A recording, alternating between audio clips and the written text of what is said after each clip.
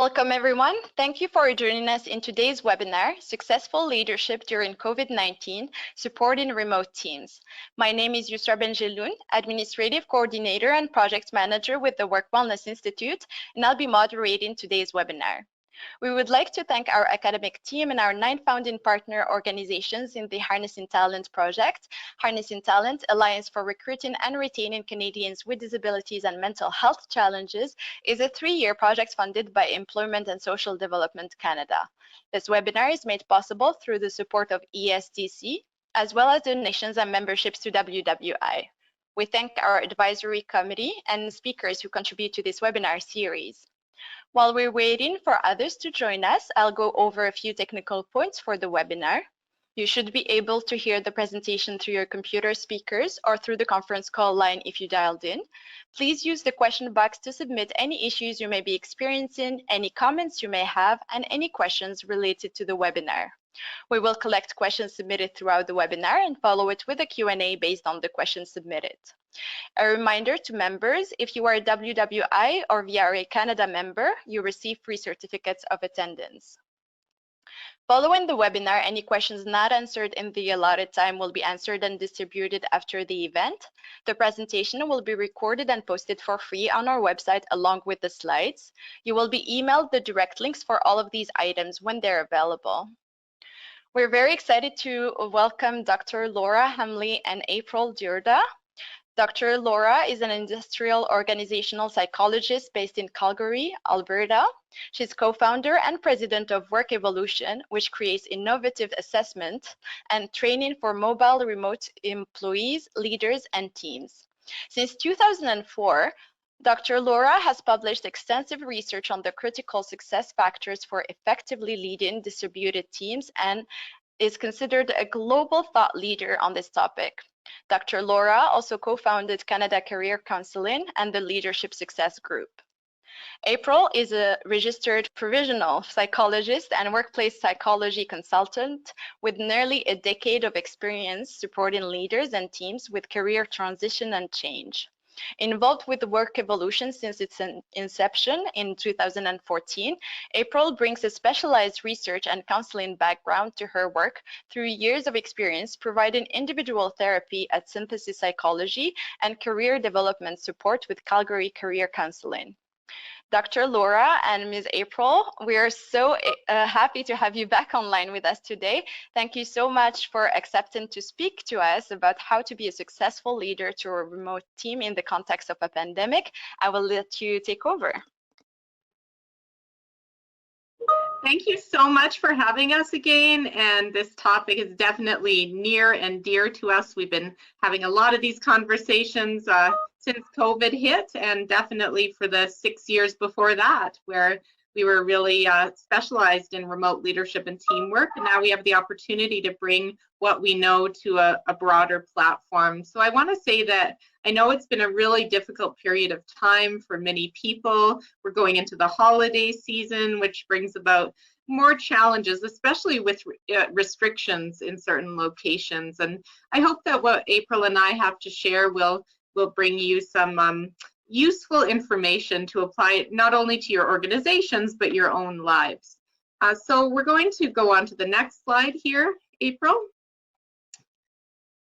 April is yes, thank you so much. Yeah, so we bring our 17 years of research experience. Whatever we talk about is based in evidence and the field of industrial and organizational psychology, which is a fancy way of saying workplace psychology. And we're really committed to supporting the human elements of distributed work success, whether that's leaders, teams, individual contributors, and cultures.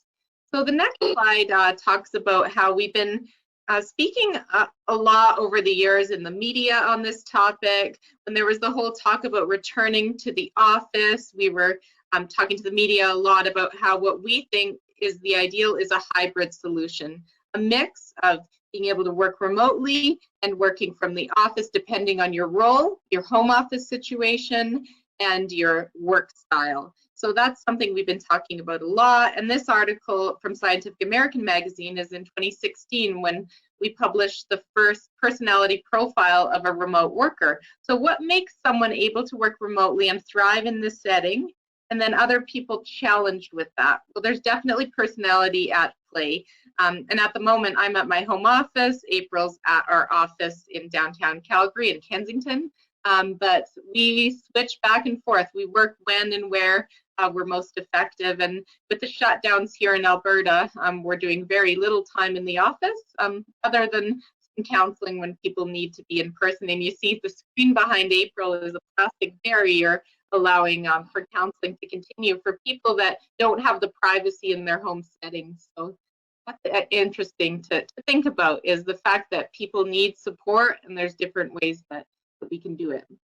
So this next slide here is about what we do in terms of leaders, teams, individual contributors. We do all kinds of assessments to really get at what are the strengths, what are the gaps when it comes to remote work success. And then we do a whole bunch of training and coaching around this topic.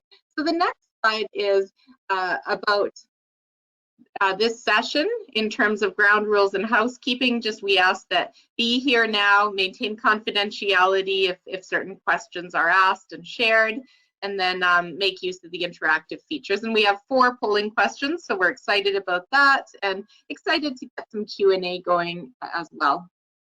So we're going to talk about challenges and opportunities of distributed or remote leadership. We're going to dive into work-life wellness, trust, and communication, which are 3 topics that are so important that we do half-day, 2-hour trainings, etc. on each of these topics alone, let alone all crammed into one. So we're giving you high level, but we're also giving you some tangible takeaways, of course. So the next slide is about how the data are in when it comes to the impacts of COVID-19 on distributed workplaces. The data are in that the majority of people want flexibility. They want at least some of the time to be able to work remotely. They're finding that there's a really good balance to be had. That's not everybody, but we're finding that, you know, a fair number of people are asking for this to continue. Less so for organizations. We're finding that, you know, about half of organizations are saying this is going to be a strategic opportunity to change the way we work, to change the way we support our people. There'll be real estate savings involved, etc. But we got to do it right. We got to have a strategy around it. And then about half are saying, you know, we just want everyone back to the office. This has been really brutal, and we just need everyone back because then we'll know they're working and we'll be able to see them. And part of our culture is being together, and we miss the people. And I think that an all or nothing mindset like that is actually not the way to go. I think it's having a hybrid solution. Again, but it depends, of course, on a lot of different factors.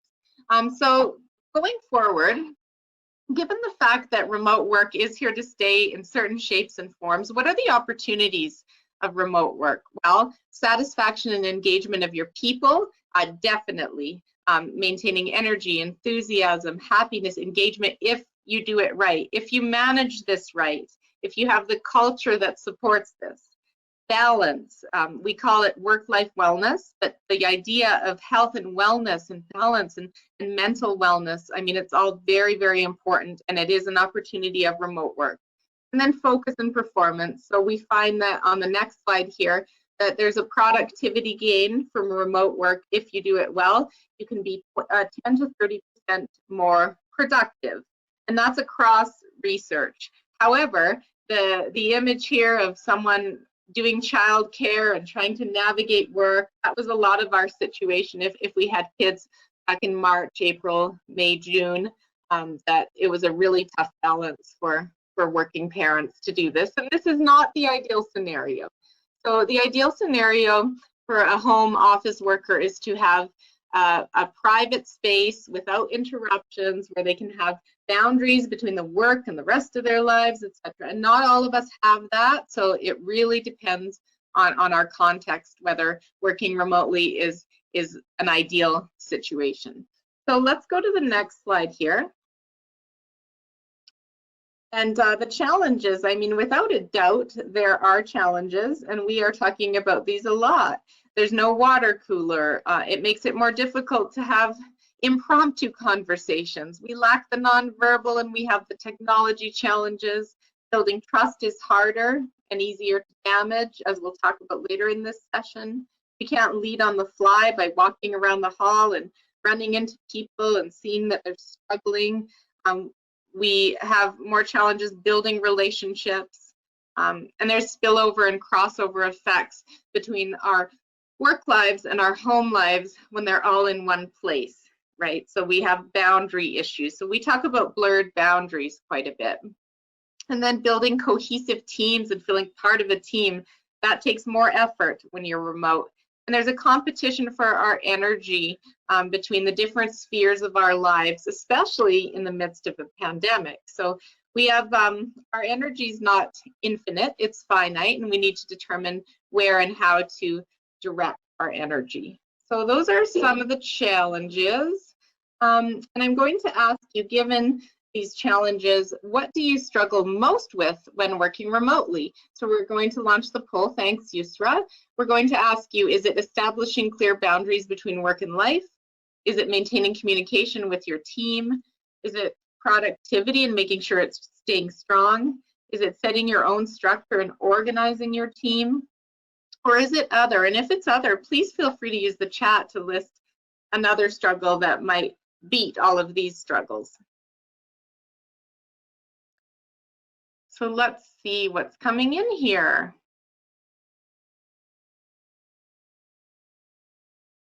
Okay, so we see the highest percent of you, and thank you for answering this, is that maintaining communication is the biggest challenge. So we'll definitely give you some strategies around that. And then we have two tied at 21%, the boundaries between work and life and ensuring productivity is strong.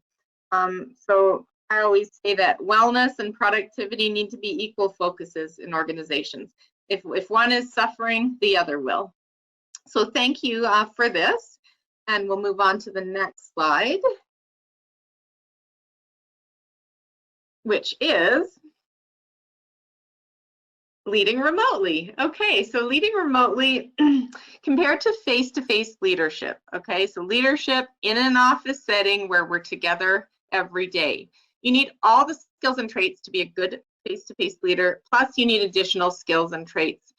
So basically there's more to be done to be an effective remote leader. There's more that you need. It takes more work and it takes greater intentionality. So on the next slide here, we're just going to show you our model that we created over the last 6 years about, well, what are the skills and what are the traits of a leader and what are the capabilities that they need to do remote leadership well. And I must say that remote leadership has a way of unveiling leadership challenges. So if you have a leader, for example, who's maybe a micromanager at the office, or they're moody and volatile, or whatever it is, you take them into a remote setting and it's only going to get worse. Okay, the impacts that they have are only going to get worse because it unveils some of these problems. Another good example is if a leader is not natural at performance, motivating people to perform and managing performance and giving constructive feedback,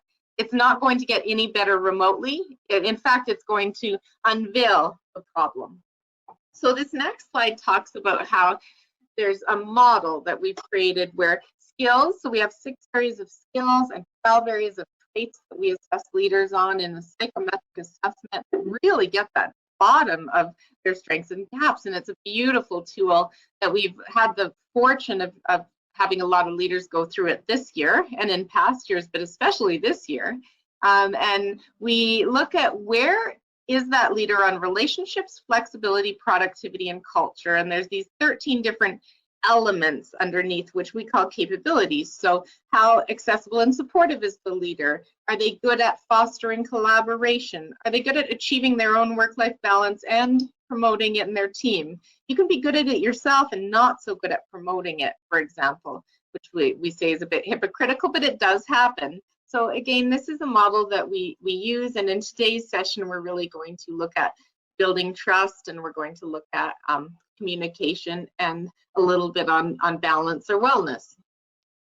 So the next slide here is from our profiler. So we call it our distributed leader profiler. You'll see this leader here has different levels of these capabilities, and able to have an open, honest conversation and a coaching conversation about where are your strengths and where might you want to make adjustments so you can become the best remote leader you can possibly be. So it's all about developing. This is a new area for a lot of leaders, and the ones that I really hear resisting it are the ones that say, I need to be together with my people. I miss being able to manage by presenteeism. They don't use the word presenteeism, but we do.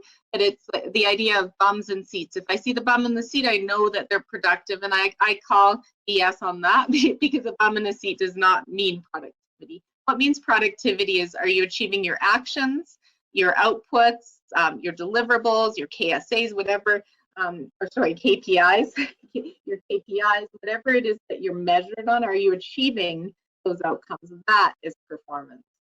So the next slide here is, so this leader in particular, based on the gaps that might come out, we're able to say, okay, there's a caution area here, there's a challenge, and what do you do about it? And we give lots of advice on this form. So the next slide here is the idea that I just want to sum up my section of this presentation. Leading in a distributed world is harder. And this is from a leading researcher who used to be at Harvard, and he dedicated his career to studying high-performing teams. And what he always said was that the structural conditions that face-to-face teams have are really just as critical for virtual teams, with one caveat: it's harder to create the conditions of success when you're virtual or at a distance. And that's what I'm saying. It unveils challenges, it causes more challenges, but I'll tell you, I'm still a huge fan of remote work and the hybrid model. It's not a one-size-fits-all. That's what you have to remember, but I think it has a lot of benefits to human beings. And I think it's the 50% of organizations that maintain some of that after COVID that are the places people will want to work. So with that, I'm going to pass the baton to April. All right. Thank you, Laura. I think it's clear, based on the case Laura just made, that this isn't really easy to do.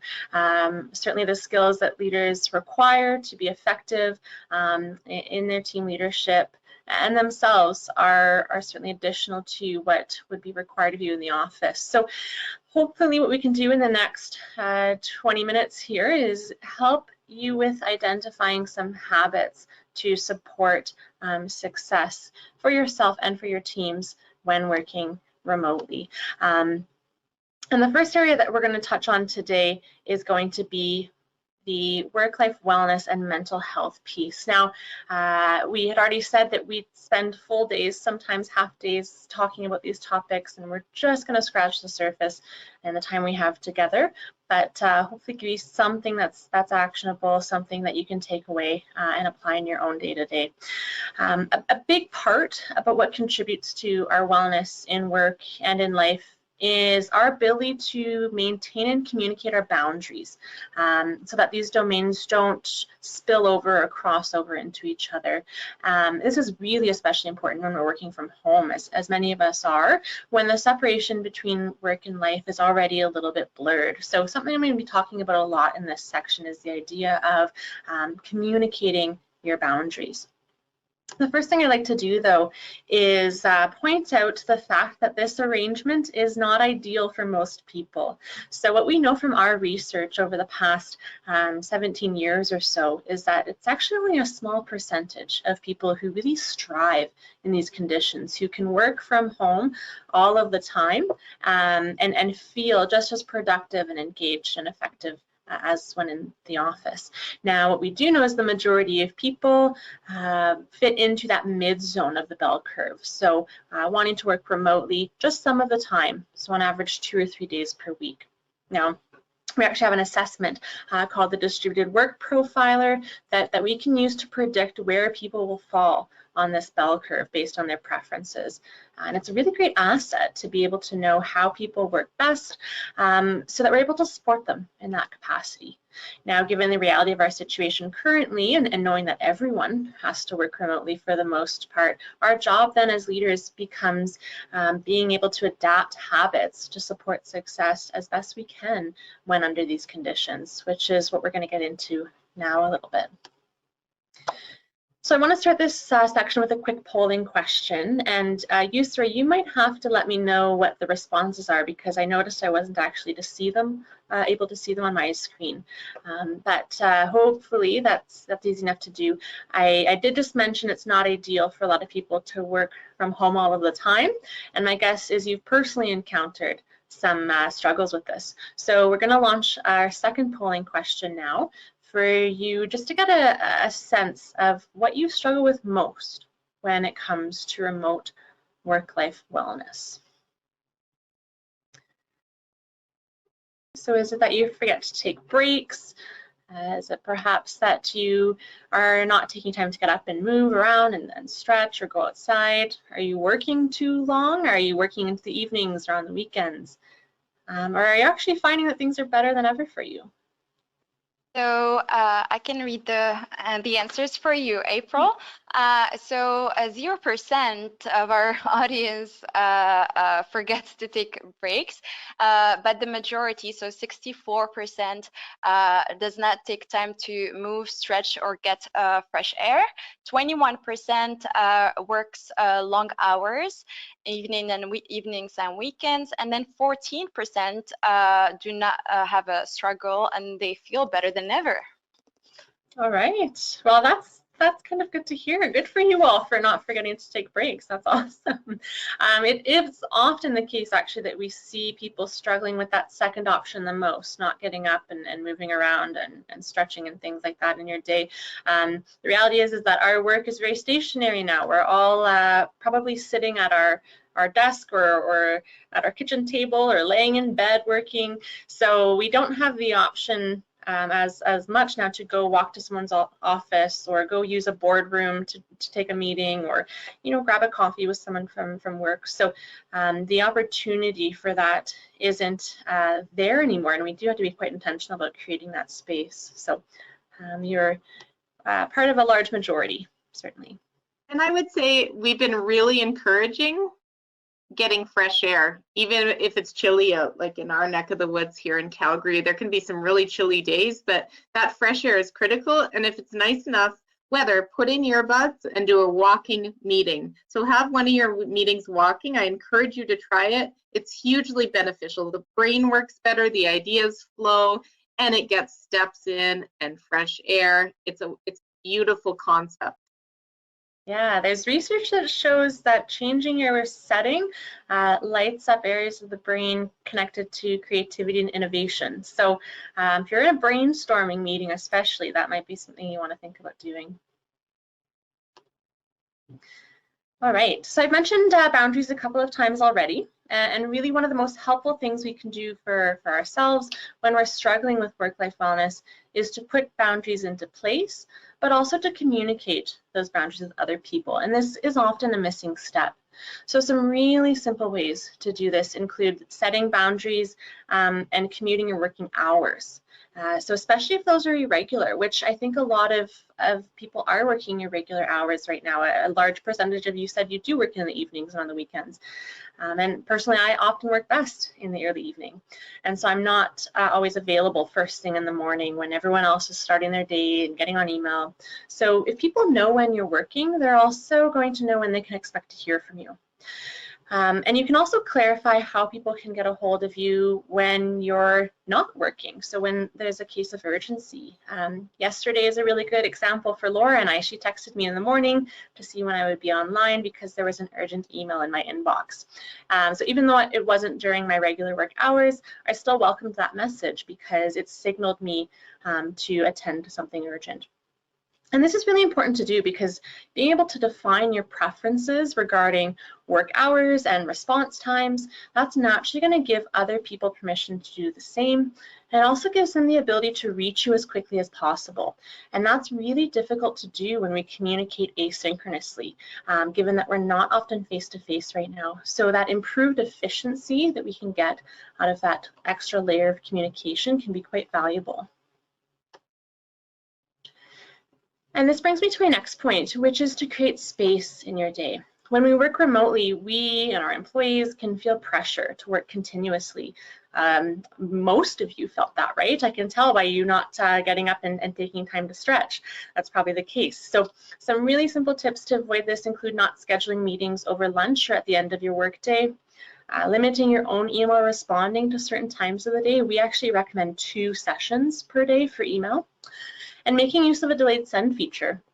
So if you're emailing outside of work hours, making sure that that's not going out until the next business day. And this makes it so people feel like they don't have to constantly be on when they work remotely. And I've mentioned emails in this slide a couple of times because the reality is that responding to emails is actually not as productive as we think. And most of the time it's actually a distraction or interruption to the regular flow of our work. So I would challenge all of you to be very conscious of how much time you're spending on email and to create and carve out periods of time in your day when you're on email and then when you're not checking email. Okay. And these are just a couple of quick ideas about how to promote your wellness through better boundaries. If you're curious at all about your own work-life wellness, we've actually created a scale to measure this for you. And the link is included on the slide if you'd like to access it there. It's free to you and gets you to reflect on how your work interacts with your life. And the survey itself is actually quite short. It should only take a few minutes to complete, and the results are instantly available to you, which is also kind of a bonus. One thing I like to note about this scale is it does capture a moment in time. So the idea is that your score is likely to change depending on how well you are. And so I usually take the survey myself about once a month as a way to check in and see how I'm doing. And I'd encourage you to do the same as well. All right, so the next section we're going to dig into a little bit here is how to improve trust when working remotely, which really is the foundation of team success, as I'll explain here shortly for you. And the reason the topic of trust comes up so much is because having employees work away from the office is in fact an act of trust in itself, right? We can't see that individual. It's more difficult to assess things like effectiveness and productivity. So any metric of success then all require trust. And it's part of why we put it at the foundation of success in the remote work context. So knowing that trust is so foundational, it's also important to know how to build it. And I want to pose a question to the group now to see what you think is the most important aspect of building trust when working remotely. So I'm going to have Yusra launch a polling question to collect your answers on this. And yes, arguably they're all correct in some way, but curious to know what you would say is the most critical and important aspect to building trust when you work apart. We'll leave a couple minutes for that now.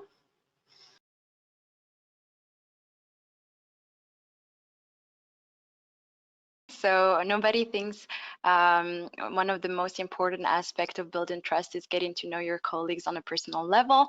The majority thinks that C, keeping and delivering on your promises, is the most important aspect.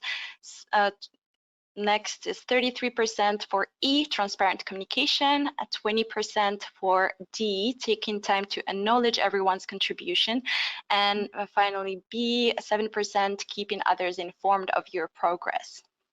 Great. Okay, thank you, Yusra. Now, none of you are wrong, but the majority who selected C is actually correct. You're all a very sharp group this afternoon. So it is, of course, a tough question. As I said, each of these are important aspects to building trust, of course. But the reason why C is the right answer, or the most right answer, is because it is absolutely foundational to keep and deliver on your promises and deliverables. The reason is because without that, there is nothing for trust to be built on.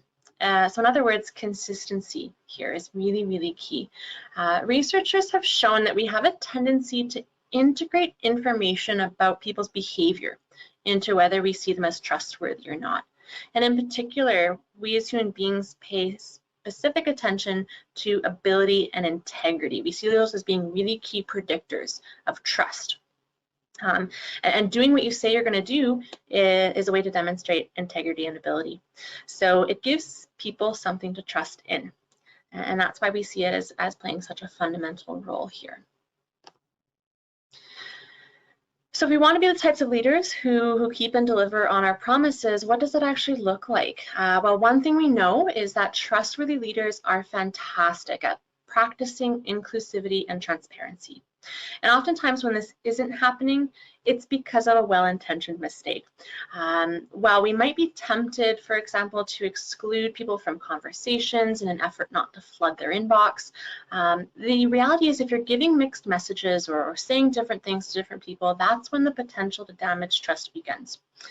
So the good news is there's a lot of great tools out now that exist to help with the sharing of information, to help with inboxes not being overcrowded. So Teams is a good example, Slack channels. Our organization has moved almost entirely to not using email for internal purposes, which seemed impossible at first, but has actually worked fantastically to help us stay on top of things. The second piece is that we should never assume that someone has received something and understood it as we've intended. So you really do need to take that extra step, especially when we're limited to virtual communication. We naturally do this already in person, so it doesn't have to be as intentional. When we explain something to someone, we'll usually follow it up with a question like, does that make sense? Do you have any questions about that? But we don't always take that step in virtual communication. So really be active and proactive about, first of all, ensuring your message has been received when you're sending it, but also providing feedback yourself when you're receiving that communication. And finally, the last thing I want to talk about here in regards to trust, and it's probably the overarching aspect of creating a culture of trust, is knowing that it's actually not productive to make people earn it. Instead, what we say is to give people trust. It's much more empowering when it's in the hands of the people you're working with to continue to maintain and further build trust instead of feeling like they have to prove themselves.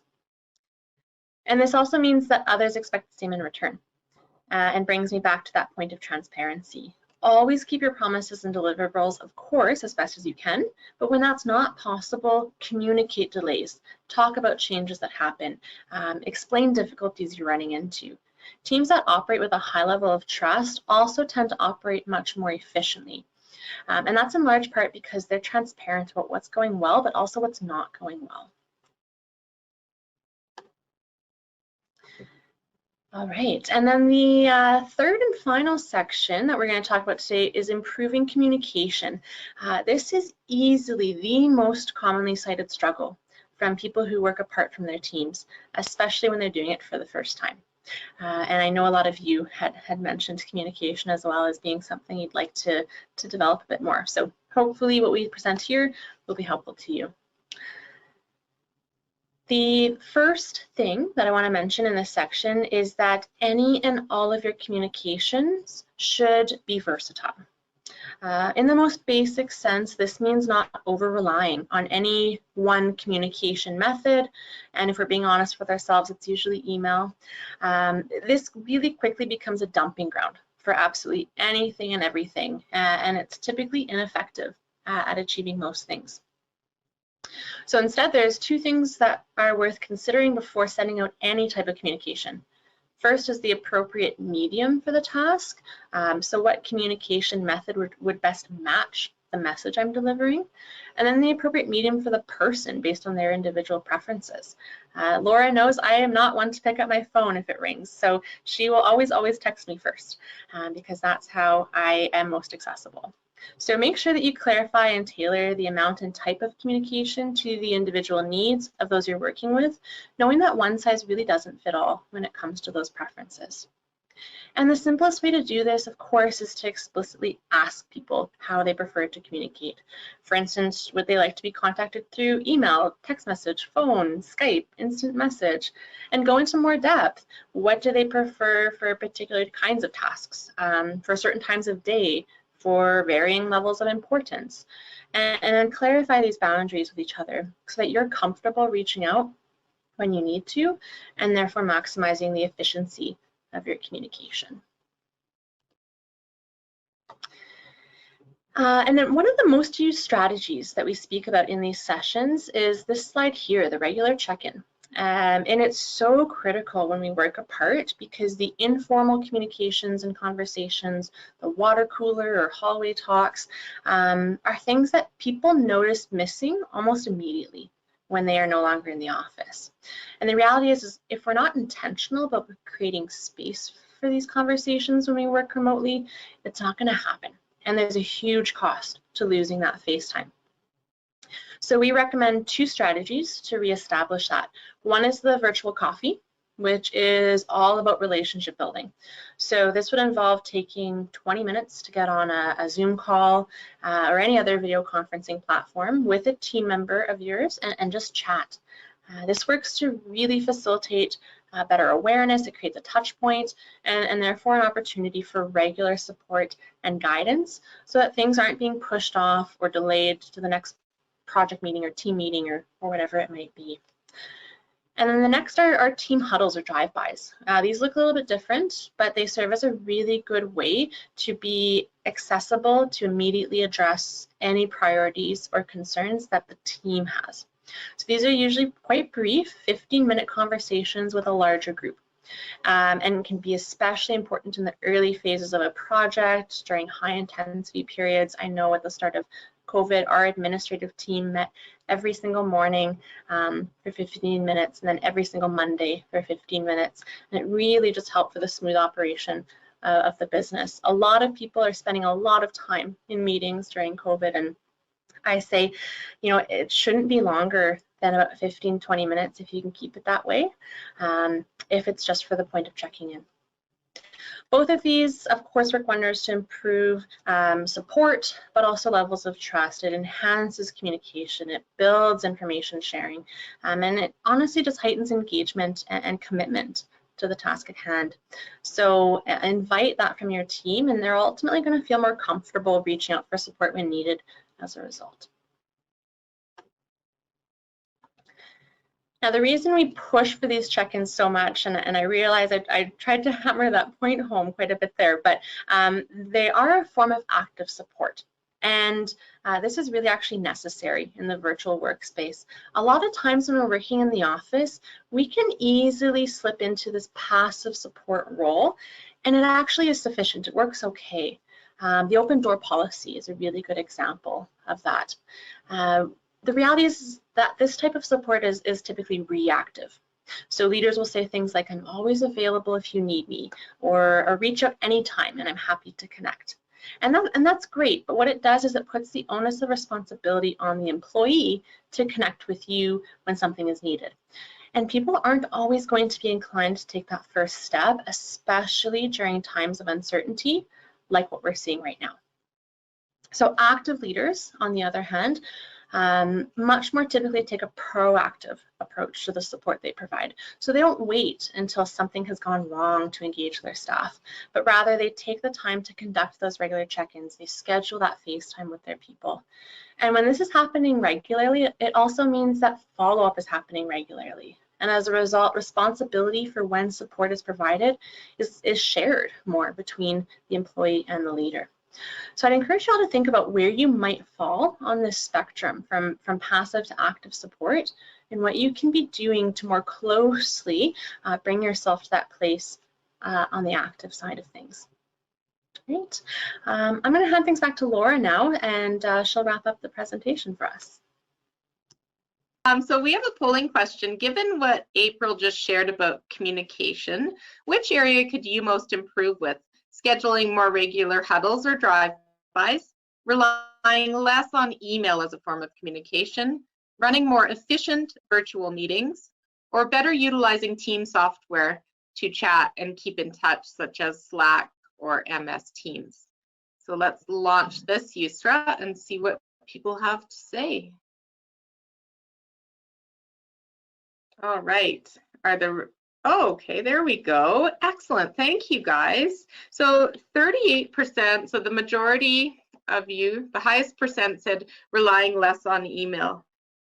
Yeah, we're still an email-based work society, but I have a feeling that we're going to see that diminishing over time because email has been suffocating and it's been really impacting people's productivity.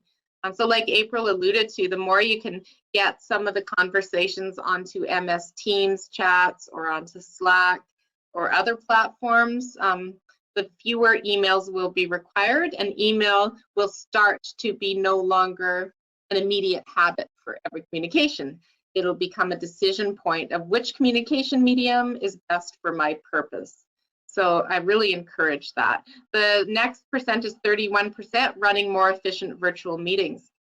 And that is absolutely the case. And what I've been hearing is that people are zoomed out.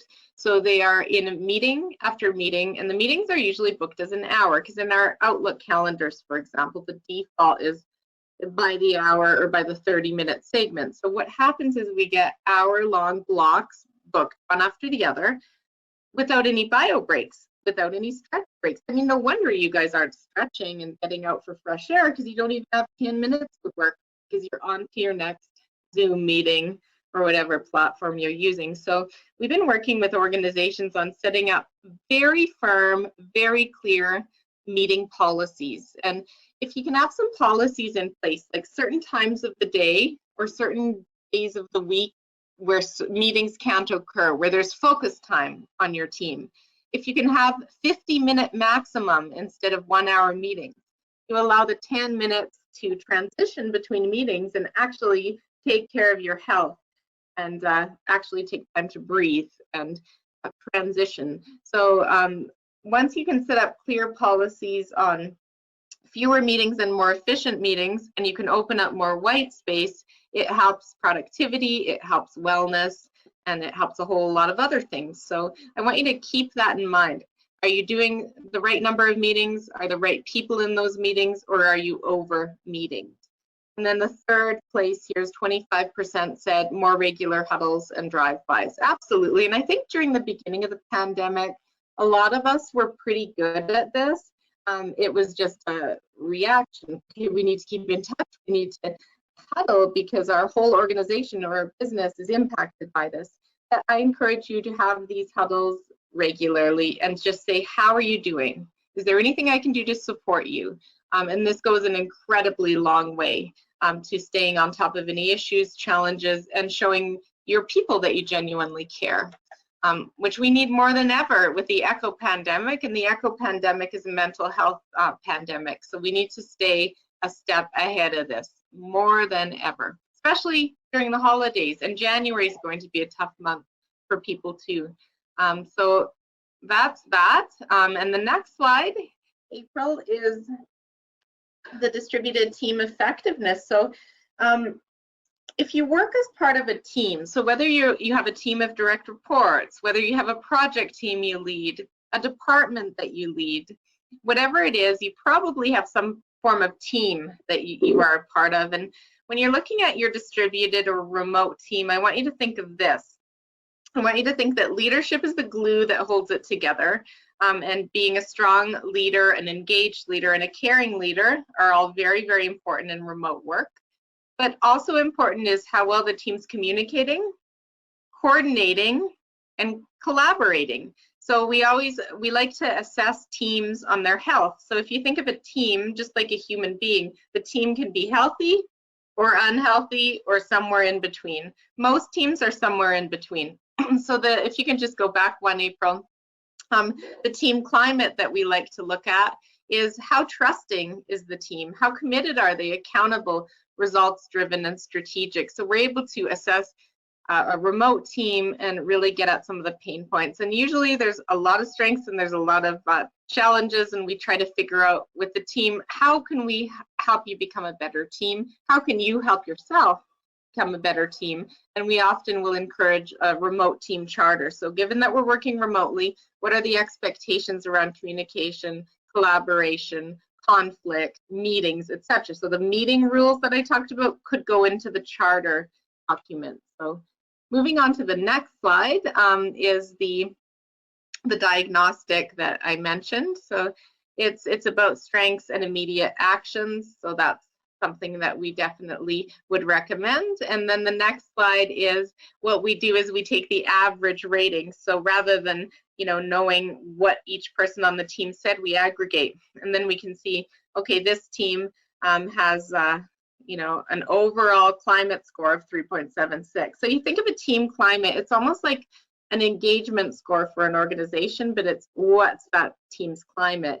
And then we're able to look at, is trust falling below a 4? Okay, what's going on there? Let's talk openly about that, etc. This team's actually doing pretty good, but you know, when we start seeing teams going below 3s and into 2s, then we know we have some alarm bells ringing that we need to address.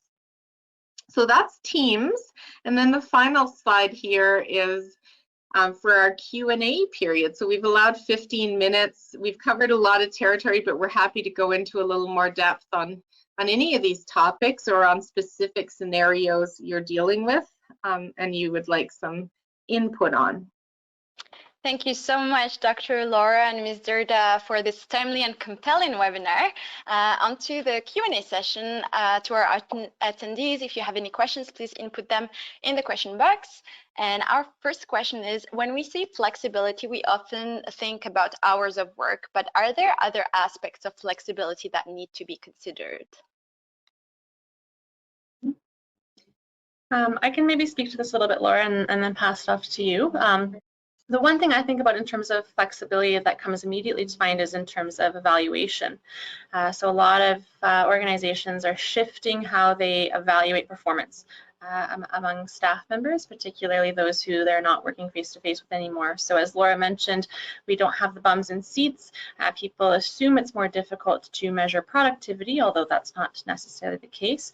But we see flexibility movement from measuring based on input to now measuring based on output more commonly. So that's something that's changing a little bit too now in terms of how we work, and particularly flexibility in performance evaluation. That's a good point, and I wonder if this question too is getting at, so flexibility in hours, so in when you start your day, when you finish your day, right? So that is one type of flexibility. So if I'm more of a morning person and I want to start my day at 6 a.m. and maybe finish my day at 2:30 p.m. or something, that's one type of flexibility. But I think the bigger and, you know, equally important flexibility is where we work. And I think this whole movement to forced remote work to optional remote work, where we talk about giving people the option to work when and where they're most effective. So the where would be, you know, if I'm effective working 2 days from home, 3 days from the office. That's what I usually do, by the way, and I've been doing for about 15 years now. It's a great balance for me. That's flexibility, and I wouldn't work for an employer that wouldn't give me that type of flexibility, because I know on my home office days I'm super focused, I get a lot done. When I go into the office, I can collaborate with my team and have those meetings where we want to discuss things together. But so that's another term of flexibility. And another idea of flexibility is giving people, permission to deal with life's curveballs and still get their work done. So if that means doing something with my kids during the day because I have to do some homeschooling, that I have the flexibility to make up that time in an evening, right? So that's again time-based. So time and the location are the two keys, I would say. So hopefully that answered your question. Those are great points. Thank you so much, Dr. Laura and Ms. April. And our next question is, you mentioned that the majority of workers or employees prefer a mix of remote work and on-site work. Any ideas why and how can the balance be beneficial? Any ideas why? Well, I think that why is that I think people like having a mix of focus time and collaborative time, and people like a change of scenery. People, I mean, we're creatures. I mean, some of us are creatures of habit, but I mean, a lot of human beings like appreciate the idea of, you know, having different settings around them and not being in the same setting all of the time. And I think that distributed or flexible work allows you to have the best of both worlds. And that's why the 2-3 day split seems to be the best for the most people when we assess them on their work style and their personality and stuff. But just because my personality says a 2 to 3 day split is good for me, I may have like 4 kids running around at home and no private office because each of the offices is a kid's bedroom. And I've worked with VPs like that. They're working remotely and they're in the master ensuite because that's the only place that they can set up a quiet office. So I guess what I want to say is that there has to be the right workspace, and that if people can have the right workspace at home and the right workspace at an office, and they can have the best of both worlds, being to collaborate in the office, that seems to be the best. But again, it really depends on the job at hand and the other factors around the locations and the tasks they do and the team they work with, etc. You want to add to that, April? Yeah, sorry, what's the follow-up question to that, Yusra? So it was, how can this balance be beneficial, and the why? Yeah, and we do typically see productivity increase quite substantially, as Laura had mentioned. So there's of course a business case for it too. The office, if we're being honest, is not actually the best place to do all work for most people. And so in terms of an organizational perspective, the productivity, the output is much higher, we see. And of course for the individual too, in terms of their own understanding of fit, it makes a huge difference. The third most frequently cited part of people's work that they would look for in a job is the ability to have a flexible work environment, and that comes third to financial stability and the ability to help others. So it's really a huge piece of value add from an employee perspective. Thank you so much. That makes a lot of sense. Our next question is about trust. So what are the signs that employers should pay attention to and that indicate that the trust between them and their employee is broken?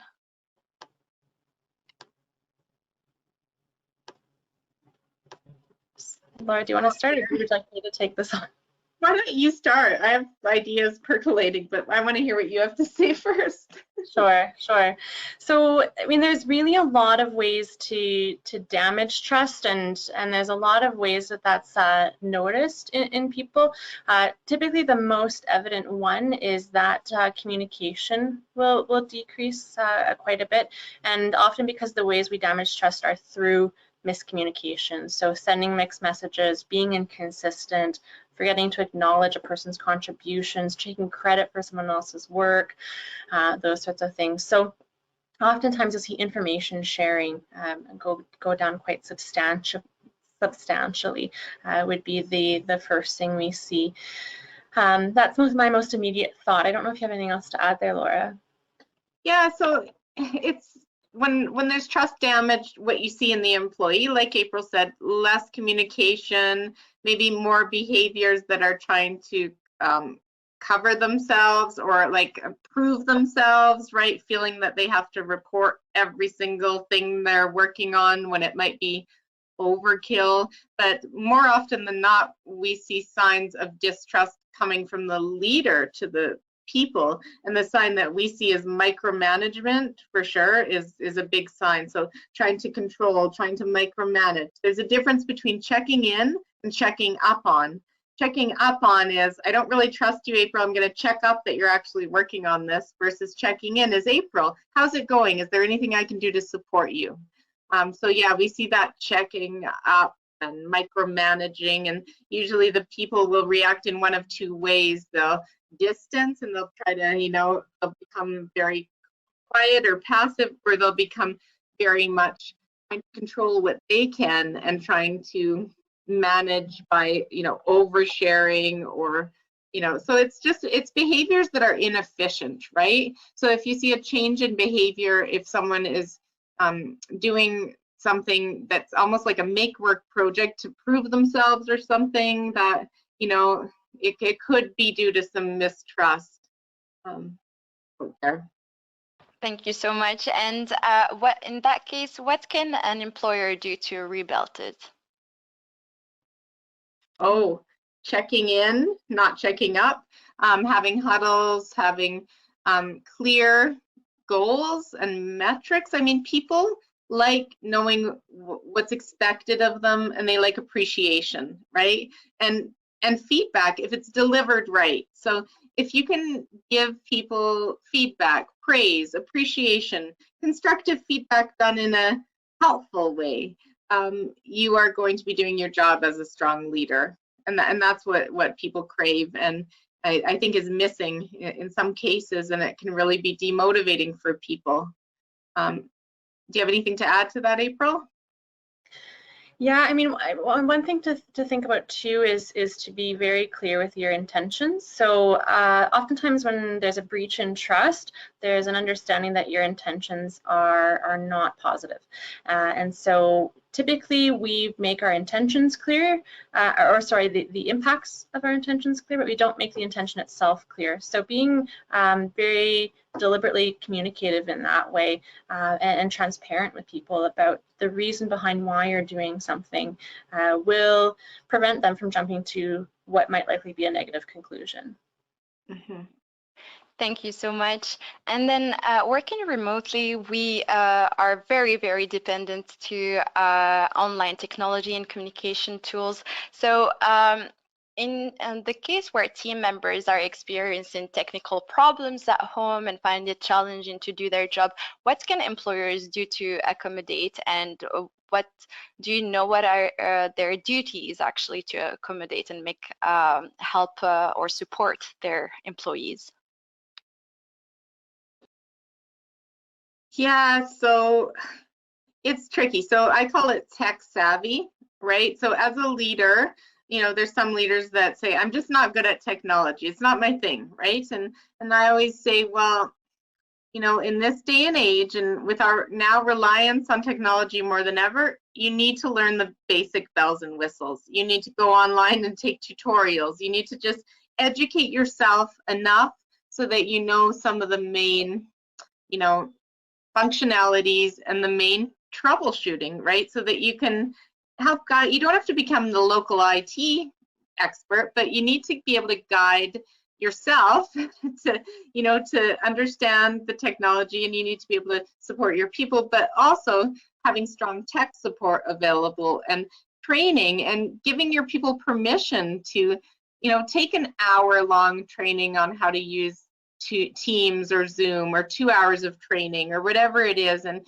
giving them encouragement and permission to do the training, because quite often what I'm seeing is people are just thrown on these platforms and they do not understand the basics, like the etiquette. Like, people will come on to meetings like this, right, and their head is cut off and, you know, and it's, okay, first things first, lighting, second things, acoustic, third things, centered on your screen, shoulders up, right? So there's all these rules of the etiquette, and then there's the rules of, like, what do you do if the technology goes down? Well, you have a plan B. What's the plan B? Everyone needs to know what the plan B is, okay? So if this all of a sudden crashes, we'll see you in a few minutes on the other platform, or we'll see you on the conference line. But too often we don't have plan Bs, and we don't know the basic bells and whistles, and it's all trial and error, and it's such an efficiency suck, because the first 5 minutes of every meeting are just getting everyone on, and it shouldn't be that difficult. It's taking a lot of our valuable time. Would you agree, April? Yeah, I think that's perfect. Yeah, that's an excellent answer. Thank you so much, Dr. Laura. And I think we can wrap the webinar here. And so thank you so much, Dr. Laura and Ms. April, for updating us on the challenges and opportunities presented by remote work during the COVID-19 crisis, and also for describing key recommendations and strategies to maintain trust, communication, and wellness when leading from a distance. So immediately following the webinar, our audience will be directed to the evaluation survey. We greatly appreciate your input on our webinars as well as suggestions for future topic areas. Our next webinar is a panel webinar on continuing to work from home amidst COVID-19. It will be held on Thursday, January 14 at 11 a.m. Pacific time, 2 p.m. Eastern time. The webinar will be presented by Dr. Arla Day, Dr. Kevin Kellaway from the Samari University, and Manu Nelutla from ActSafe Association. All of our webinars are created for public access and supported by voluntary donations and memberships. Again, a reminder to our members. So all VRA Canada members and WWI members receive free certificates for this session. Thank you again for your participation, and thank you immensely, Dr. Laura and Ms. April. Have a wonderful day, everybody. Goodbye. And happy, healthy holidays. Bye. Thank you.